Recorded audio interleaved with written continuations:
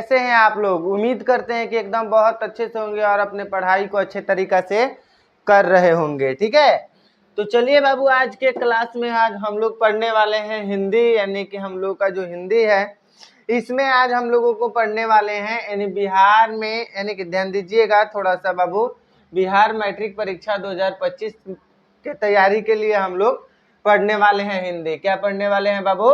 हिंदी पढ़ रहे हैं, जिसमें चैप्टर नंबर कितना है? 1 है, चैप्टर नंबर फर्स्ट है। इस चैप्टर का नाम है बाबू श्रम विभाजन और जाति प्रथा। ठीक है, श्रम विभाजन और जाति प्रथा। इन चैप्टर के लेखक जो हैं वो बाबा साहब भीमराव अंबेडकर हैं। कौन है बाबू? बाबा साहब भीमराव अंबेडकर। क्या है बाबू? बाबा साहेब भीमराव अंबेडकर।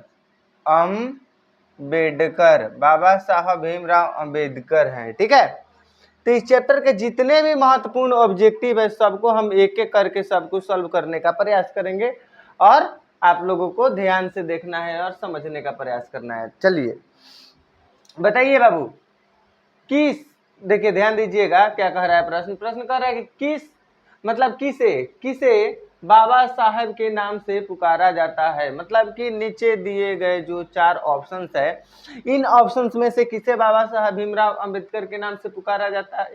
किसे बाबा साहब के नाम से पुकारा जाता है?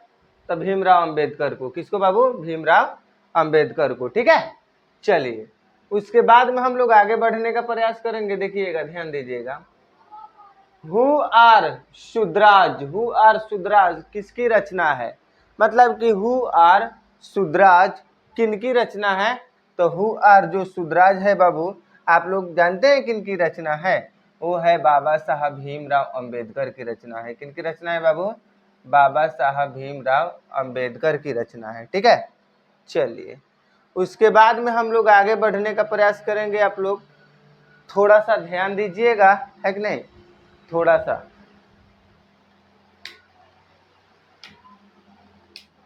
चलिए बाबू ध्यान दीजिएगा थोड़ा सा, है कि नहीं? नेक्स्ट प्रश्न देखिए क्या कह रहा है। आगे हम लोगों को कह रहा है कि नहीं, मानव मुक्ति के पुरोधा किसे कहा गया है? मतलब कि मानव मुक्ति के पुरोधा किनको कहा गया है? तो मानव मुक्ति को जो पुरोधा है वो भीमराव अंबेडकर को कहा गया है। किनको कहा गया है बाबू? भीमराव अंबेडकर को कहा गया है। ठीक है, चलिए नेक्स्ट, श्रम विभाजन और जाति प्रथा के लेखक कौन है? इजी प्रश्न है। श्रम विभाजन और जाति प्रथा के लेखक कौन है कि नहीं? तो श्रम विभाजन और जाति प्रथा के लेखक कौन है? बाबा साहब भीमराव अंबेडकर। कौन है बाबू? बाबा साहब भीमराव अंबेडकर जो है वो श्रम विभाजन और जाति प्रथा के क्या है? लेखक हैं। ठीक है, चलिए आगे देखिए। नेक्स्ट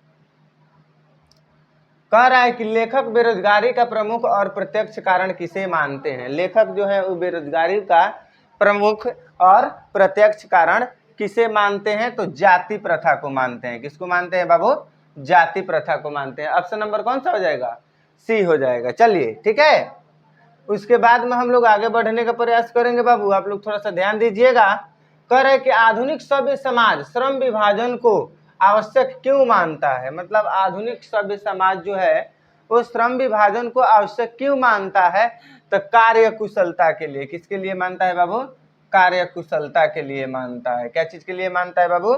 कार्य कुशलता के लिए मानता है। ठीक है, ध्यान दीजिएगा। आगे, प्राथमिक शिक्षा प्राप्त करने के बाद अंबेडकर उच्चतर शिक्षा प्राप्त करने कहाँ गए? मतलब कि प्राथमिक शिक्षा प्राप्त करने के बाद में अंबेडकर साहब जो थे वो उच्चतर शिक्षा प्राप्त करने के लिए कहाँ पे गए थे? तो आप लोग याद रखिएगा, न्यूयॉर्क में गए थे। कहाँ पे गए थे बाबू? न्यूयॉर्क में गए थे। आप लोग इस चीज को क्या करिएगा? याद रखिएगा, न्यूयॉर्क। ठीक है, याद रखिएगा। ठीक है, चलिए ध्यान दीजिए, आगे हम लोग बढ़ने का प्रयास करेंगे। नेक्स्ट प्रश्न क्या कह रहा है कि अंबेडकर के चिंतन और रचनाकार के लिए प्रेरक व्यक्ति कौन थे? बताइए तो कौन थे? कमेंट करके बताइए। ठीक है, कौन थे बाबू, है कि नहीं? तो इनमें से हो जाएगा बुद्ध भी थे, कबीर भी थे, ज्योतिबा फुले भी थे। इनमें से सभी हो जाएगा। कौन हो जाएगा बाबू? इनमें से सभी हो जाएगा। ठीक है, समझिए ध्यान से।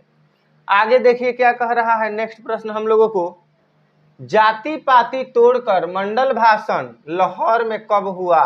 तो 1942 ईस्वी में हुआ था। कब हुआ था बाबू? 1942 ईस्वी में हुआ था। कब हुआ था? 1942 ईस्वी में हुआ था। ठीक है, आगे देखिए आगे क्या कह रहा है नेक्स्ट क्वेश्चन, ध्यान दीजिएगा। श्रम विभाजन और जाति प्रथा क्या है? बताइए तो, आप लोग कमेंट करके बताइए तो, श्रम विभाजन और जाति प्रथा जो है वो क्या है?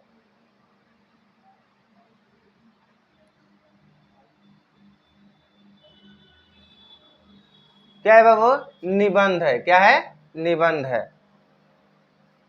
उसके बाद में आगे देखिएगा आप लोग ध्यान से, अंबेडकर के भाषण एनिहिलेशन ऑफ कास्ट को किसने हिंदी में रूपांतरित किया था? ललई सिंह यादव ने किया था। किसने किया था बाबू? ललई सिंह यादव ने किया था। इस चीज को आप लोग याद रखिएगा। ठीक है, आगे देखिएगा। देखिए नेक्स्ट प्रश्न हम लोगों को क्या कह रहा है कि अंबेडकर का जन्म किस परिवार में हुआ था? ब्राह्मण में हुआ था कि क्षत्रिय में कि दलित में कि कायस्थ में? तो दलित में हुआ था। अंबेडकर का जन्म जो हुआ था किस परिवार में हुआ था बाबू? दलित परिवार में हुआ था। आप लोग इस चीज को क्या रखिएगा, ध्यान रखिएगा।